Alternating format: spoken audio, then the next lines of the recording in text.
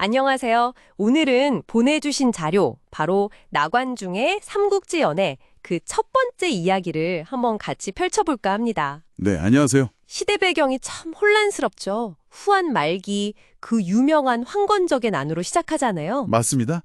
그야말로 난세였죠. 조정은 제 기능을 거의 못하고 있었고 백성들 삶은 아주 피폐했습니다. 네. 그때 이제 거록 사람 장각 형제가 황건적을 일으키는데 그 기세가 정말 대단했다고 하죠. 거의 나라를 뒤흔들 정도였군요. 그렇죠.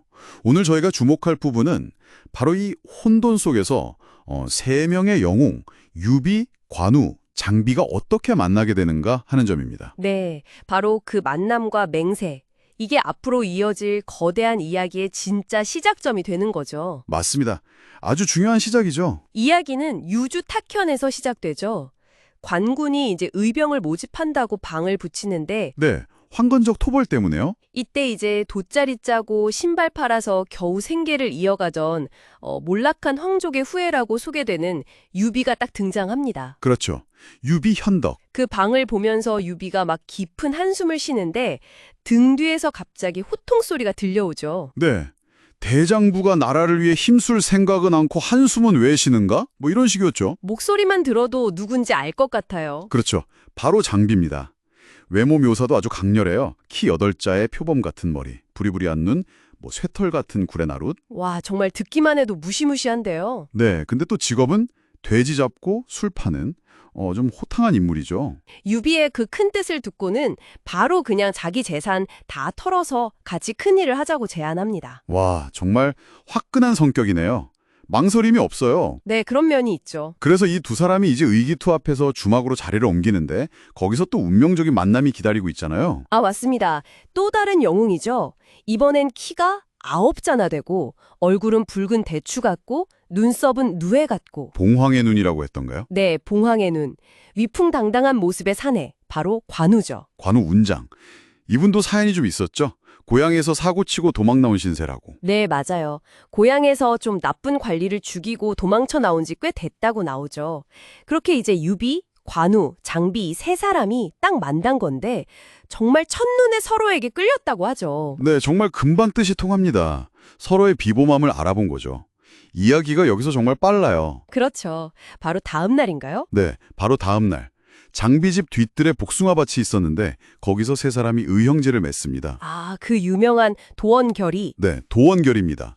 유비가 첫째, 관우가 둘째, 장비가 막내가 되어서 나라를 위해 힘쓰고 백성을 구하겠다고 맹세하죠. 이게 단순한 형제 맺기를 넘어서는 의미가 있다면서요? 그럼요. 이게 그냥 우리 친하게 지내자 이게 아니라 혈연이 아닌 의로 맺어진 어떤 정치적이고 군사적인 공동체의 시작을 알리는 상징적인 장면입니다.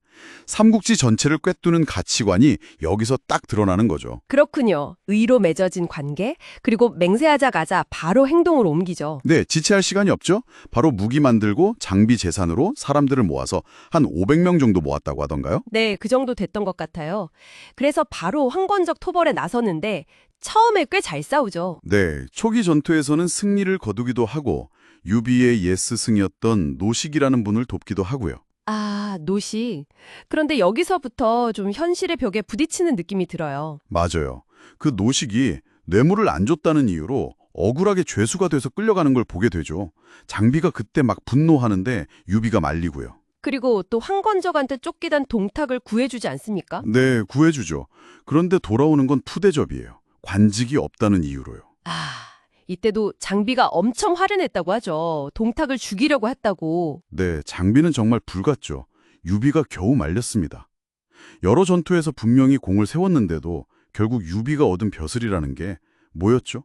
안희연 현우였나요? 네, 맞아요. 안희연 현위. 정말 작은 변방의 벼슬이죠. 배경 없고 힘없는 서러움이 느껴지는 대목이에요. 그렇죠. 그런데 이게 끝이 아니에요. 설상가상으로. 아, 맞다. 그 감독관, 도구라고 하죠. 네, 도구. 부임지에 이 도구가 와서는 노골적으로 뇌물을 요구합니다. 뻔뻔하게도요. 근데 유비는 당연히 거절하죠. 그렇죠. 유비 성격에 줄 리가 없죠. 그러니까 이 도구가 앙심을 품고 유비를 모함하려고 해요. 막 꼬투리를 잡으려고 하고. 아, 정말 치사하네요. 이때 이제 유비는 좀 참고 해명하려고 하는데 이번에는 장비가 정말 못 참습니다. 드디어 터지는군요. 그 유명한 장면이죠. 네, 장비가 그냥 도구를 관아 기둥에 묶어놓고는 버드나무 가지로 막 매질을 하죠. 와, 속이 다 시원하네요.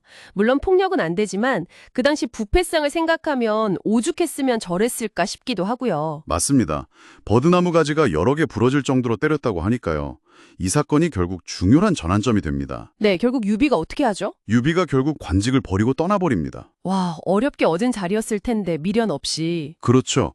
불의와는 타협할 수 없다는 걸 보여준 거죠. 세 형제는 다시 아무것도 없는 야인으로 돌아가서 새로운 길을 찾아 나서게 됩니다. 자, 이렇게 삼국지 연애의 서막은 정말 극적인 만남과 맹세 그리고 곧바로 닥쳐온 시련들을 그리고 있네요. 도원에서의 그 뜨거운 결의는 정말 멋졌는데 세상은 생각보다 훨씬 냉혹했던 거죠. 네, 이상과 현실의 괴리가 아주 명확하게 드러나죠. 당신께서는 이들의 첫 여정에서 어떤 점이 가장 좀 인상 깊으셨어요? 저는 아무래도 그 마지막 장면이요. 그 어렵게 얻은 어쨌든 현실적인 발판이었을 텐데 그 현위 자리마저도 그냥 불의 앞에서 미련 없이 버리는 그 결단력. 이게 참 인상 깊었습니다. 아, 그 결단요? 네. 특히 그 부패한 관리에게 분노하고 결국 관직을 박차고 나오는 모습이 앞으로 유비가 추구할 그 의와 인의 정치가 어떤 방향일지 그리고 그 길이 얼마나 험난할지를 좀 보여주는 예고편 같다는 생각이 들었어요. 확실히 그렇네요. 그들의 행동 하나하나가 앞으로 펼쳐질 그 거대한 서사의 씨앗이 되는 느낌입니다. 자, 오늘 이야기는 여기까지 나눠봐야 할 것 같습니다. 네, 시간이 벌써 이렇게 됐네요. 마지막으로 청취자분들께 한번 생각해볼 질문을 던져드리고 싶습니다. 이렇게 젊은 시절에 정말 혼란한 세상의 그 부조리함, 또 불의를 직접 겪고 이상과 현실의 차이를 뼈저리게 느낀 경험이 훗날 유비라는 인물이 수많은 사람들을 이끌고 자신만의 세력을 만드는 리더로 성장하는데 과연 어떤 영향을 미쳤을까? 어떤 자양분이 되었을지 한 번쯤 곱씹어 보시는 것도 재미있을 것 같습니다.